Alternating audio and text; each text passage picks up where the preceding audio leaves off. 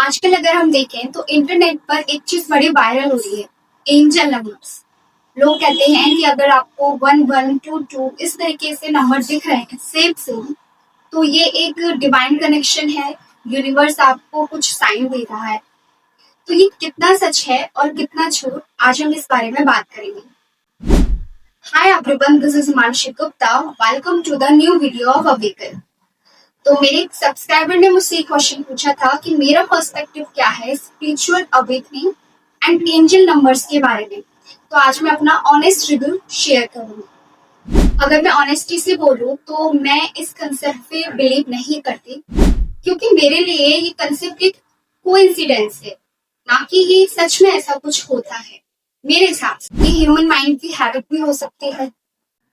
Actually क्या होता रहता है कि जब हम कोई चीज बार बार देखते हैं तो ये ह्यूमन साइकोलॉजी है कि उसका ध्यान बार बार वही जाता है। तो इस वजह से हमें ये बिलीव होता है कि शायद ये इन नंबर्स की वजह से ऐसा हो रहा है।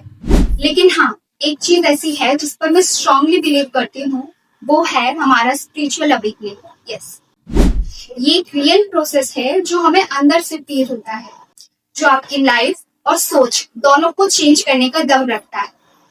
मैं मानती हूँ कि नंबर्स का एक अपना एनर्जी सिस्टम होता है, बट जैसे मैथ्स पैटर्न में या फिर यूनिवर्स के लॉ में, लेकिन हर बार सेम नंबर्स को देखने वाले चीजों को मैसेज समझना ये मुझे एक फोर्स की तरह लगता है। क्योंकि मुझे नहीं लगता कि शायद इन नंबर्स की वजह से ऐसा हो रहा है। हो भी सकता है, पर मैं अपनी लाइफ में बताऊं तो मेरे साथ अभी तक ऐसा कुछ नहीं हुआ। आपको पता है, हमारा माइंड एक पैटर्न सीकिंग मशीन है। आपने कभी नोटिस किया हो कि अगर एक बार आपने कभी घड़ी देखी हो और उसमें 11:11 ऐसा टाइम हो रहा हो, तो अगले दिन आप क्या करोगे, आपको वही नंबर दिखने लगेगा ऑटोमेटिक। ये एक साइकोलॉजिकल इफेक्ट है जिसे फ्रीक्वेंसी इल्यूजन भी कहते हैं। इसलिए मेरे लिए एंजल नंबर एक इंटरेस्टिंग कंसेप्ट तो जरूर है, लेकिन मैं उन पर ब्लाइंडली फेथ नहीं करती। लेकिन जहां तक बात स्पिरिचुअल अवेकनिंग की है, तो वो रियल ट्रांसफॉर्मेशन जर्नी है। क्योंकि जब आपको पता चलता है कि आपकी लाइफ सिर्फ खाने, सोने, बैठने इन तक सीमित नहीं है, बल्कि इसके बियॉन्ड है, तब आपको स्पिरिचुअल अवेकनिंग का असली महत्व समझ आता है।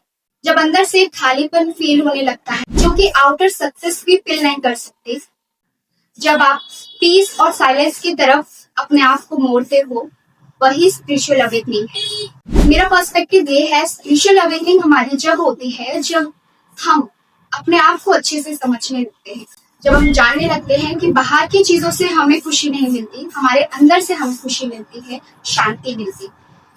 जब आपको फील होता है कि क्लैरिटी, पीस, इसका कुछ हम खुद से क्रिएट कर सकते। मैं ये बिल्कुल नहीं कहती कि एंजल नंबर्स गलत है, बट क्योंकि शायद ये किसी और के लिए फेथ है और मोटिवेशन का सोर्स है। लेकिन मेरे लिए असली स्पिरिचुअल ग्रोथ नंबर देखने से नहीं आती।